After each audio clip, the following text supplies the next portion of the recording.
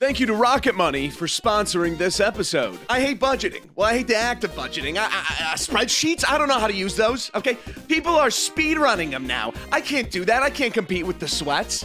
Well, luckily for us, there's Rocket Money. Rocket Money is an all-in-one personal finance app that helps you lower bills, cancel subscriptions, and manage your money better. I especially love using Rocket Money to set budgets. With Rocket Money, you can create a customized budget in seconds. The app shows you where your money's going at all times and identifies top spending categories with insights on how you can stay within your budget better. Rocket Money will notify you about upcoming charges and a low balance to help you avoid overdrafts and late fees. Try out Rocket Money today and unlock more features with premium. Click the link in the description below and check out these QR codes right here. That is if you want to check out Rocket Money. Click the link in the description below or scan these QR codes and unlock more features with premium. Thank you, Rocket Money, for sponsoring this episode.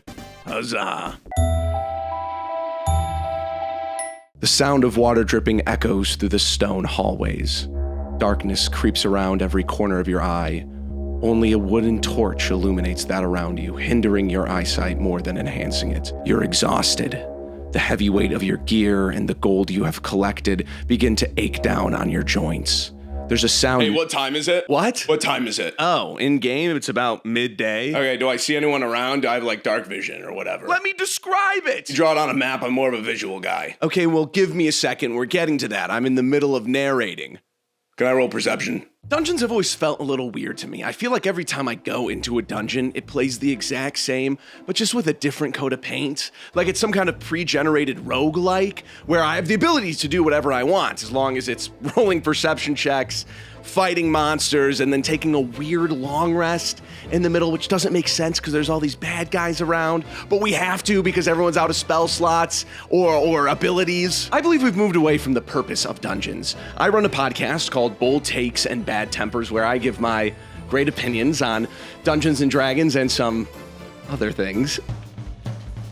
Don't let the flame die out! Someone smeared feces in the bathroom. An iPad was glued, hot glue to their face. 5G towers decimating the little girl. If you're playing a game of Catan, I want you to go franchise a hot now. It's a camel pack on, and she's drinking warm Coors Light out of the straw behind him. And I get a lot of the same questions that the main idea boils down to, Zach, how do I use dark vision in 2024 or 2014 Dungeons and Dragons rules? And this isn't a video about how to balance dark vision in 2025 Dungeons and Dragons.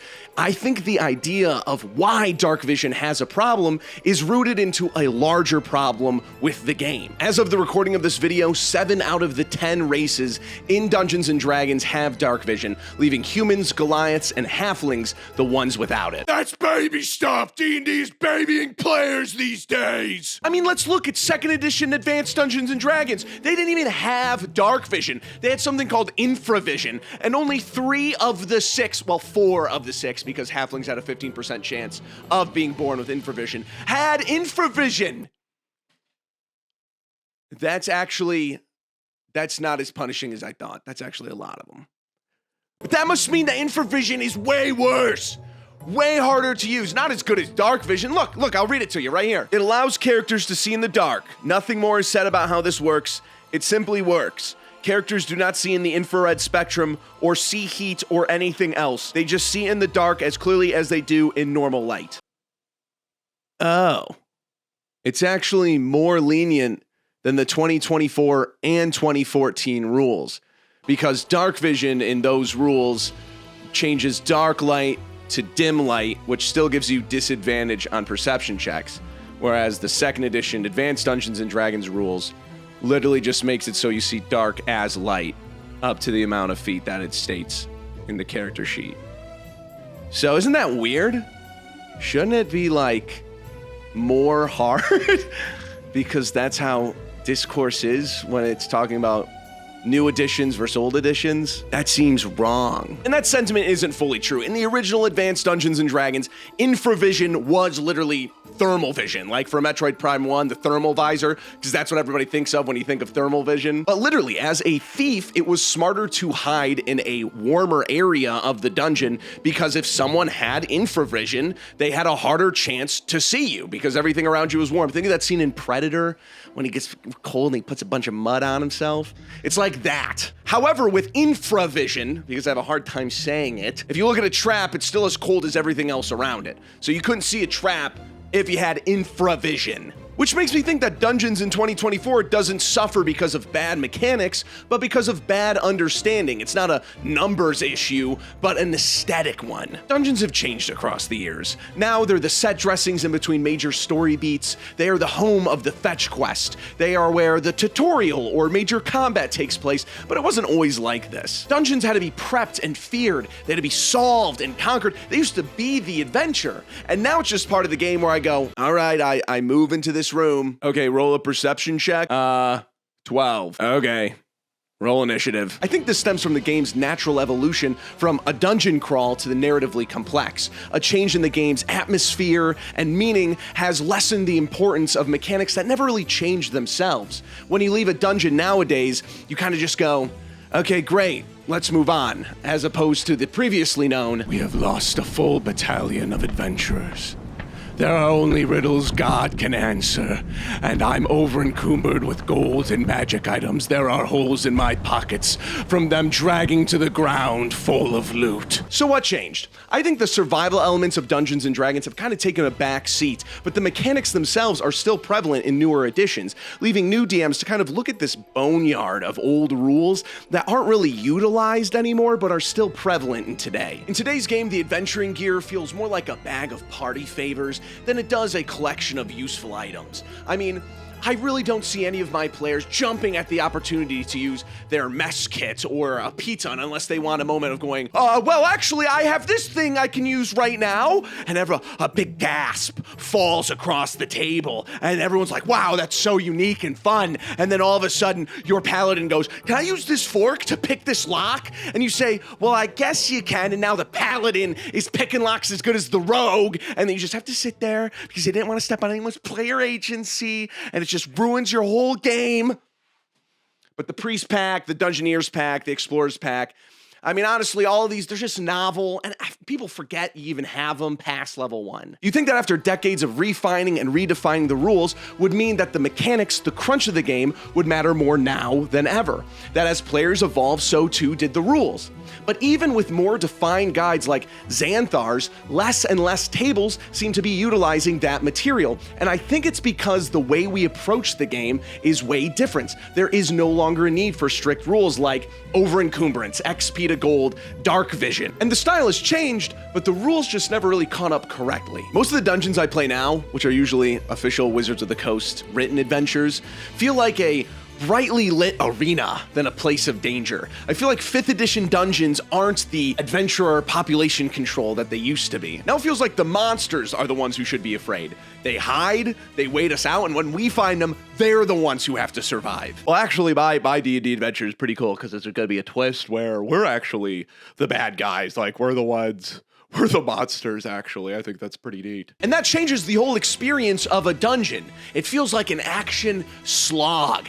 I open a door, I fight a monster, I move on, I walk down the hallway, I find a trap, I make a saving throw, I open a door, I fight another monster, and then it repeats. It feels like dungeons are this element of the game that hasn't kept up with this cinematic power fantasy the rest of this game has turned into. And exploration, the old survivalist style, is too slow to keep up with the pace of modern storytelling. I mean, I don't want to stop every 3 seconds to check the floor with a 10-foot pole, or every corner take out a mirror and check the mirror around the corner to make sure there's not a basilisk there so I don't turn into stone. That's another reason why I feel like the issue isn't mechanical. It's about pacing and perspective. I don't want to have to track my weight or my components or how dark and damp the room is. I want to play the game. I want to feel and experience something and not feel like I'm tracking an Excel spreadsheet of how cold the stone is beneath my feet. And that is hyperbole, by the way. Dungeons should evoke tension, wonder, discovery, and not get itself caught up in this environmental minutia. You like that? You like that? I added a new word. To the vocab. But there's a cost to that convenience. We lose what made dungeons so compelling and memorable. The stakes, the dangers, the weight of our decisions, whether to go left or right, carries real tension when 2 more encounters could mean the entire party is wiped out, versus the hollow decision of, did we go left or right? It doesn't really matter. We're just gonna grind through it anyway. when danger seems inconsequential, the dungeon loses its thrill, and with it, its sense of adventure. Adventure! Adventure! We're on an adventure, it's not a grind! It's an adventure! And how often are you, as the DM, caught up trying to justify narratively why you're taking a long rest in the middle of a dungeon? I mean, there's monsters everywhere, there's danger around every corner, but all of a sudden we gotta sleep for 8 hours in the middle of this place?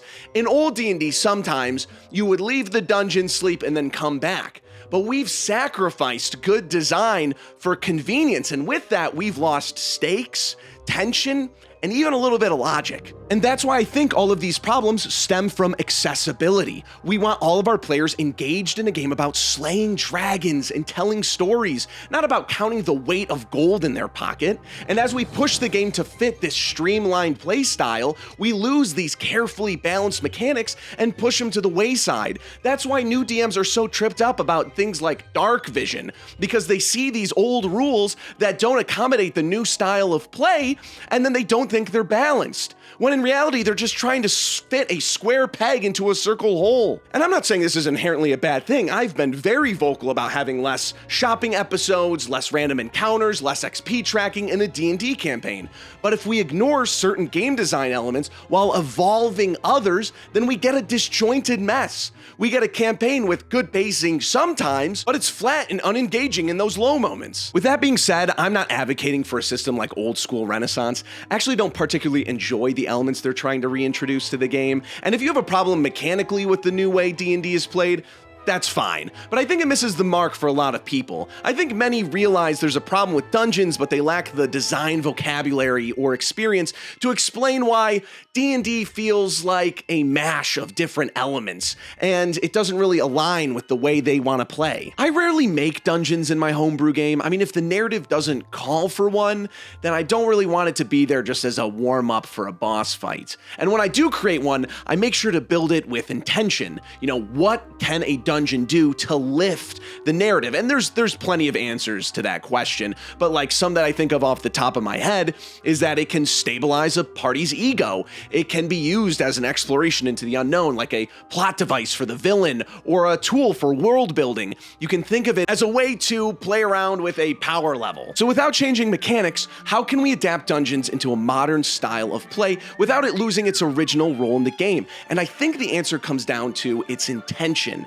Reframing what a dungeon is for in your D&D game. I think a lot of DMs notice that their parties lose this sense of survival past level 5, and that's because there's a bunch of spells and abilities that make it more difficult for death to be impactful in the late game. However, DMs still need to make their combat balanced, so they have a tough fight, but the party always comes out on top, and the next fight goes the exact same way. And the threat of wiping your party is always there if the dice turn cruel and you roll really well, but you shouldn't plan on having a fight go that way. So players start getting comfortable. They start running around hallways and kicking down doors that they shouldn't, and a well-designed dungeon should show that danger still has teeth. That not only is a TPK possible, but it can be earned.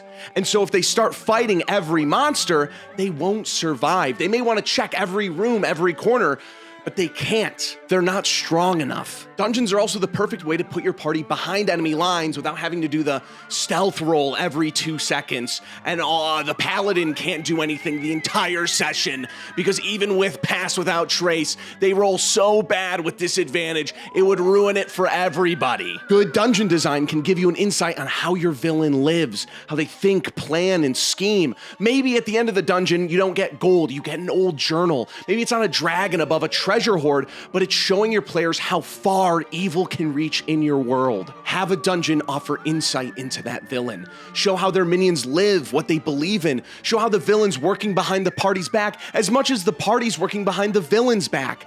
This is designing with intention, and it means this has your dungeon contribute more to your campaign than a traditional room-by-room dungeon exploration. Have you also considered that in dungeons you can have monsters that greatly exceed the level of your party? And that's because in dungeons, combat isn't mandatory. It's not a roadblock or a cutscene. It teaches your players that every now and again, retreat is the best option. And that should take the weight off you as the DM, because if someone goes down or even dies, it's because they refuse to respect the danger of the situation. Their actions have weight, and in a dungeon, that lesson hits hard. Start thinking about the intention of a dungeon's atmosphere.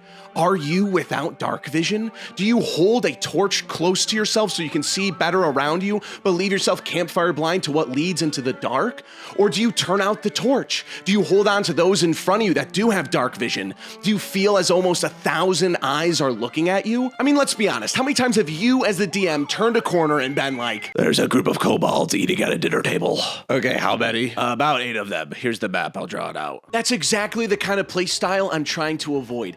It's functional, sure, but does that feel like an adventure? Does that feel like it's adding on to your experience of playing this game together with your friends? So I'm not asking you to change the mechanics of your dungeon, just its intent. What can your dungeon do to serve your campaign better, not just prolong it? If there's treasure inside, why hasn't anyone taken it? If there's a villain inside, what have they done to stop intruders? Every detail should serve a purpose, not just fill up a space on a map. So go deeper. Don't show all the paths. Make it so your party desperately wants to try to escape this dungeon, but they can't help going back in. Dungeon exploration isn't dead. We just need to turn the lights off again. Happy Halloween, everybody.